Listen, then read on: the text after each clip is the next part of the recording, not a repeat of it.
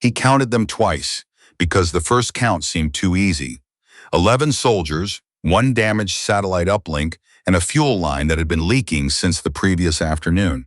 Major Voss set down his binoculars and allowed himself the particular satisfaction of a man who has already won, just not yet told anyone. The forward operating base at Clearwater Ridge was cut off.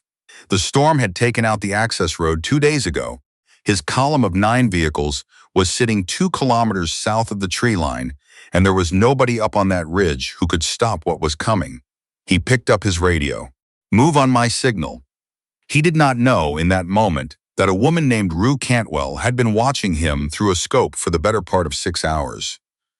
He did not know that she had already done the math. The thing people misunderstand about long-range marksmanship is that it is almost entirely arithmetic. Wind speed, atmospheric pressure, the Coriolis effect at extreme distances, the temperature differential between the barrel and the ambient air. Every variable that seems like intuition is, on examination, a calculation that has been done so many times it no longer requires conscious effort. It becomes the same as knowing how to walk. Your body solves the physics before your mind frames the question. Rue Cantwell had understood this when she was 14 years old. Sitting in the back of a surveying truck on her father's property outside of Kelowna, British Columbia, watching him explain how a theodolite measured angles. She had taken the instrument apart and reassembled it correctly the same afternoon. Her father, a quiet man who expressed pride through silence rather than speech, had simply nodded and handed her the manual. She read it in one evening. She did not take the path most people expected. She did not go to university. She did not join the military through officer training. She enlisted at 19 as a signal specialist, spent 2 years doing work that had nothing to do with her actual abilities, and transferred into a reconnaissance role through a process that her commanding officer at the time later described as technically within regulations, barely. She was 23 when she first qualified with a precision rifle. By 26, she held a record that was quietly removed from public documentation because the relevant personnel did not want to explain the circumstances under which it had been achieved. None of that history was visible when she arrived at Forward Operating Base Miramond in October. She arrived with a long case that she stored under her bunk. She answered direct questions directly and volunteered nothing else. The soldiers she worked alongside drew their own conclusions. Most of those conclusions were wrong. Corporal Yannick Faure decided within 48 hours that she was overqualified for the assignment and probably political, someone's niece maybe, or a diversity initiative. He said so to Sergeant Deshawn Lebeau, who told him to be quiet because he had been in the field long enough to have learned that the people who carry quiet are usually carrying more than you think. Lebeau was right. Faure would figure that out later. The situation at Clearwater Ridge had developed over 72 hours, in the particular way that bad situations develop when too many people are making decisions based on incomplete information. A patrol element, 11 soldiers under the command of Captain Elise Torrance, had moved into the ridge position to establish a temporary observation post. The operation was supposed to last 36 hours. On the second day, an early November storm had buried the access road under 2 meters of snow in a 4-hour window. The satellite uplink failed 6 hours later, possibly because of the storm, possibly because of something else. Nobody at the ridge could tell which. What they knew, they had fuel for the generator through day 4. They had rations for 6 days if they rationed carefully. They had no way to call for extraction. And Voss's column, 9 vehicles, estimated 60 to 70 personnel, had been observed moving north from the valley floor. What Voss knew, the ridge position was isolated, undersupplied, and could not communicate with anyone above them in the command structure. What neither of them knew, 3 days before the storm, a signals intercept had flagged movement in the valley.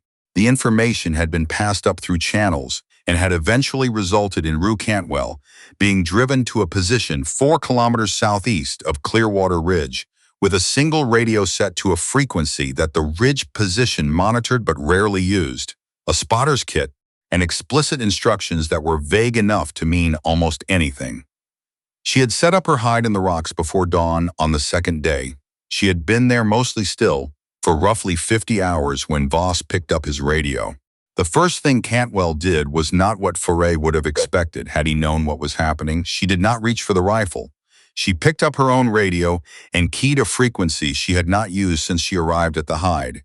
3 clicks, a pause, 2 clicks. She waited. 40 seconds later, 3 clicks, 2 clicks, 1.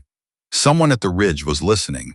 She could not speak clearly on the channel. Voss's people almost certainly had monitoring capability, and she had a limited window before the column began to move. So she worked in the brevity codes she and Captain Torrance had established during the 2-hour planning session 3 weeks ago that Torrance had attended, and then apparently forgotten about until this moment, because the acknowledgement code had come back correctly. Cantwell appreciated precision. Torrance, whatever her other qualities, was precise. The message she sent took 11 seconds to transmit. It said in compressed form, "I am in position southeast. I have the column in sight. Hold your ground. Do not attempt to engage or withdraw.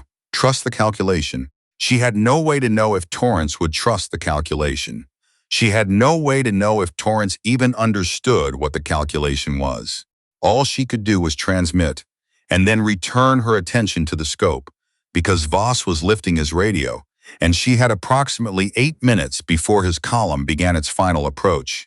She checked the wind. What happened in the next hour and 40 minutes requires some explanation, because the sequence of events looks, in retrospect, like something planned down to the minute. It was not. It was planned down to the principle, which is a different thing. Cantwell had spent 50 hours studying the terrain between the valley floor and the ridge. She knew where the road curved and where it did not. She knew which sections were single lane and which had room for vehicles to pass. She knew that the third vehicle in Voss's column, a logistics truck carrying the fuel that would allow him to stay at Clearwater Ridge for an extended period, was traveling with a cracked windshield that would reduce the driver's visibility to almost nothing once the afternoon sun moved to a certain angle. She had noted this on day 1. She had not told anyone. She also knew where, on the approach road, a disabled vehicle could not be passed on either side. The road there ran between a rock face on the east and a drainage slope on the west that dropped 14 meters to a frozen creek bed. It was not a place you could go around. It was a place where, if something stopped, everything stopped. She waited until the column was 1 kilometer from that point. Then she put a round through the engine block of the lead vehicle. The sound of the shot did not reach the column for nearly 3 seconds after the vehicle coasted to a stop.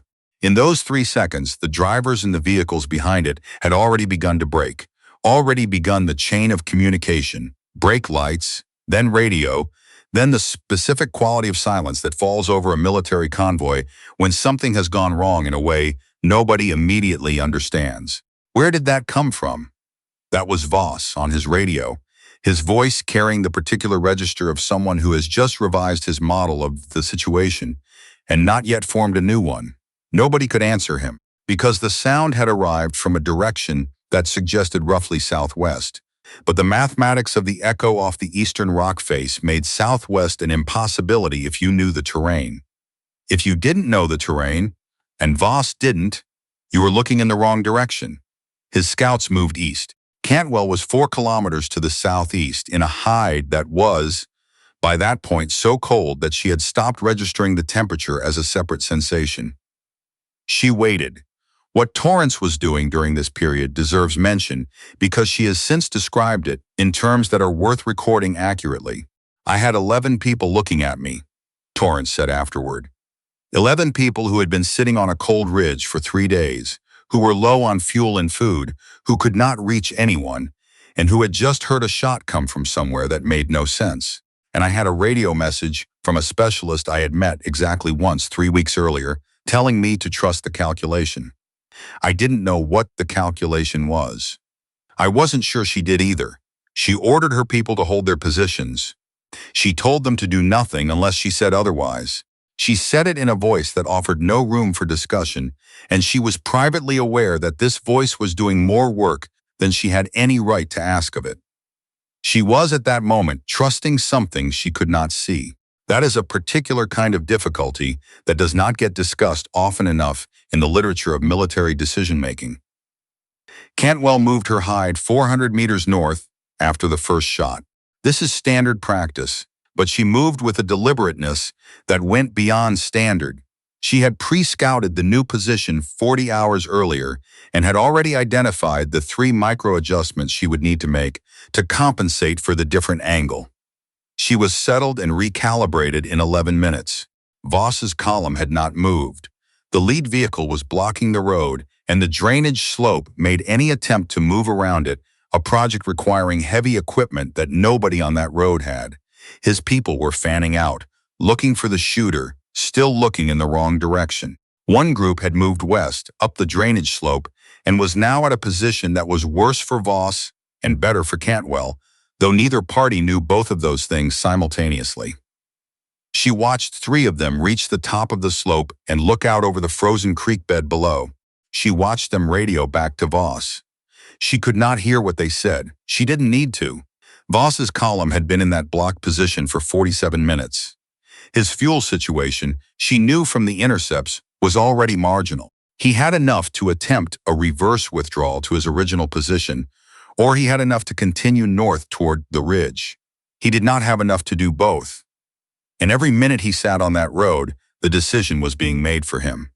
The group at the top of the drainage slope was his most forward element. They were also now separated from the main column by the terrain they had just crossed. Cantwell made a calculation. She put a round into the frozen creek bed, 14 meters below the drainage slope.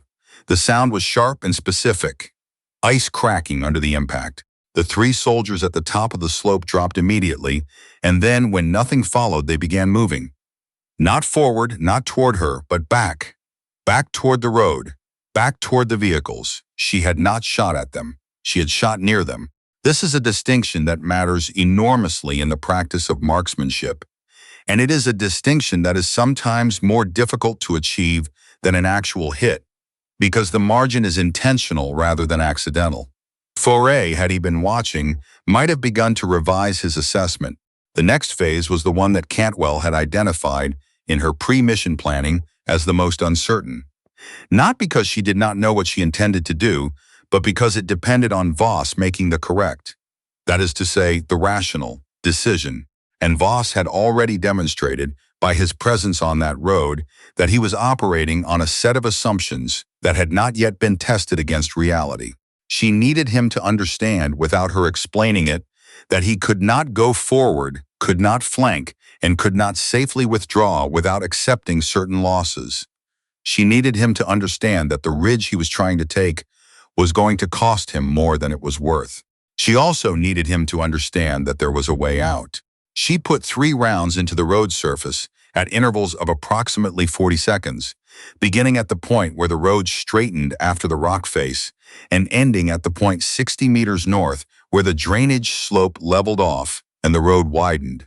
She was marking territory. She was drawing a line. What she was communicating was this: the zone you are trying to enter is controlled. The road behind you is not. The choice is yours. Voss, to his credit, took 14 minutes to make the call.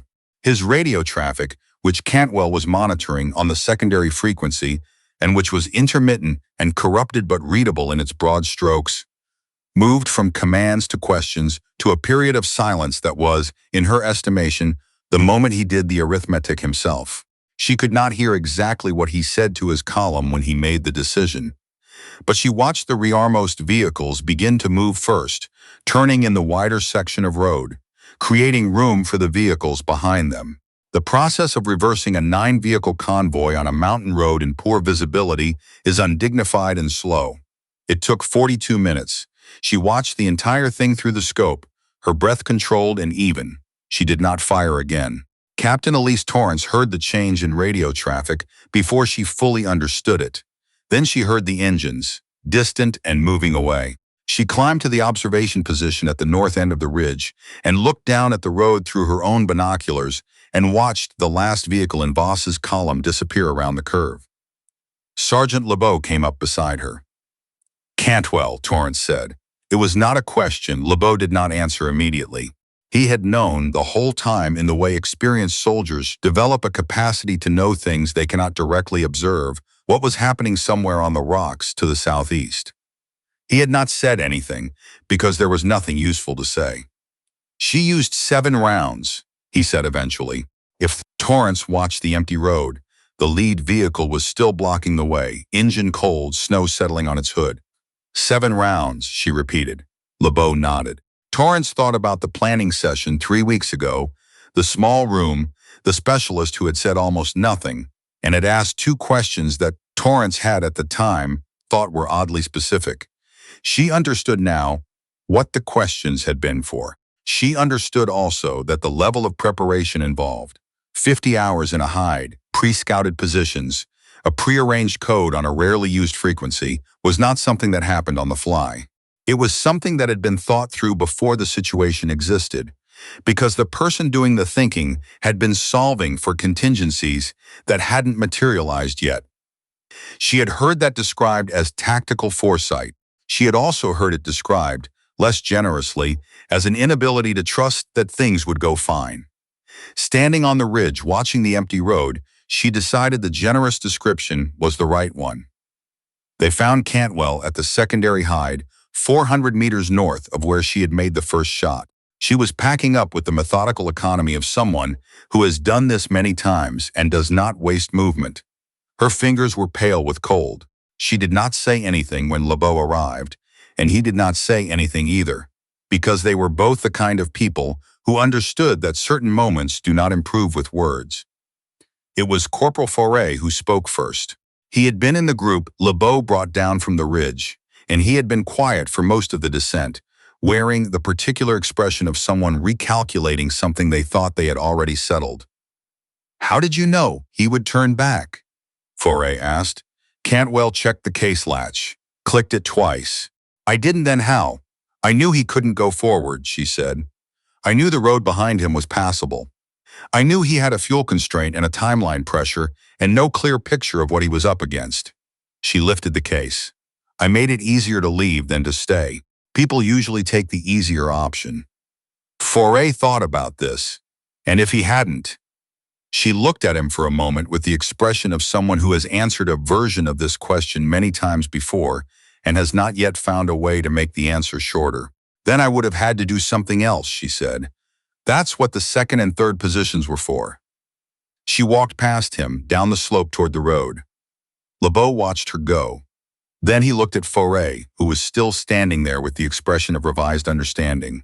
"Told you," LeBeau said. The extraction happened the following morning, when a maintenance crew cleared enough of the access road to get 2 vehicles through. Torrance filed her report that afternoon in language that was, by necessity, compressed and formal. The language did not capture what had happened on the southeastern rocks over 50 hours. But it was not the kind of document designed to capture that. It was designed to establish sequence and outcome, and in both of those things it was accurate. Cantwell submitted her own documentation separately, and hers was longer because she had been recording variables throughout the operation. Wind measurements, temperature readings, angle corrections, timing. Not because anyone asked her to, because she always had. She stayed at Miramond for 3 more weeks, during which time she was largely unremarkable in her daily habits. She ate at the common table. She maintained her equipment. She occasionally solved geometry problems in a small notebook she kept in her left breast pocket, for no apparent reason except that she found it useful to keep the relevant parts of her mind in motion. On the day before she left, Foray asked if she would explain how the angled shot at the lead vehicle had been calculated given the conditions and the movement of the column. She sat with him for 2 hours in the common room and walked through it step by step. He was able to follow the mathematics, but not quite the reasoning that had determined which variable to prioritize when 2 calculations were in conflict. "You have to know which number matters more," she said, "not theoretically. In the specific situation, you can teach the math. The judgment takes longer." He asked how long. She thought about her father's surveying truck, the theodolite, the manual she had read in one evening. "Depends on how early you start," she said. Major Voss reached his staging position with most of his column intact. He filed his own report. It described the engagement as a defensive encounter with an unknown force of significant size and capability and it attributed the decision to withdraw to tactical caution in the face of uncertain intelligence. This was not entirely inaccurate. It was, however, missing several details. The investigating officer who reviewed both reports, Torrance's and Voss's, cross-referenced them with the signal's intercepts and the documentation from Cantwell's separate filing. She noted, in the margin of her working notes, that the estimated force size referenced in Voss's report was inconsistent with the ammunition expenditure documented in Cantwell's. She did not include this observation in her formal report because it was not her job to resolve that inconsistency. It was simply her job to note that it existed. The inconsistency was, Voss believed he had been engaged by a significant defensive force. Cantwell had fired 7 rounds. The long case went back under the bunk. Cantwell left Miramond on a Tuesday in early December, on the same logistics transport that had brought her in. She had said goodbye to Torrance the previous evening, a brief exchange, precise and warm, 2 people who had operated together through an intermediary and had no need to elaborate on what that meant. LeBeau walked her to the transport. "You ever going to tell anyone how cold it actually was up there?" he asked. She thought about it. She had recorded the temperature at intervals, -21 Celsius at the lowest point, with wind that made the effective reading worse. "No," she said. "Why not?" she considered. "Because then people would want to talk about the cold. And the cold wasn't the hard part." He wanted to ask what the hard part was, but he had been a sergeant long enough to know that certain questions answer themselves if you wait. He had watched her walk back down that slope from the secondary hide after 50 hours, carrying her equipment, checking the latch on her case, answering Foray's question with no more or less precision than the question required. He thought, probably, he already knew. The transport lifted.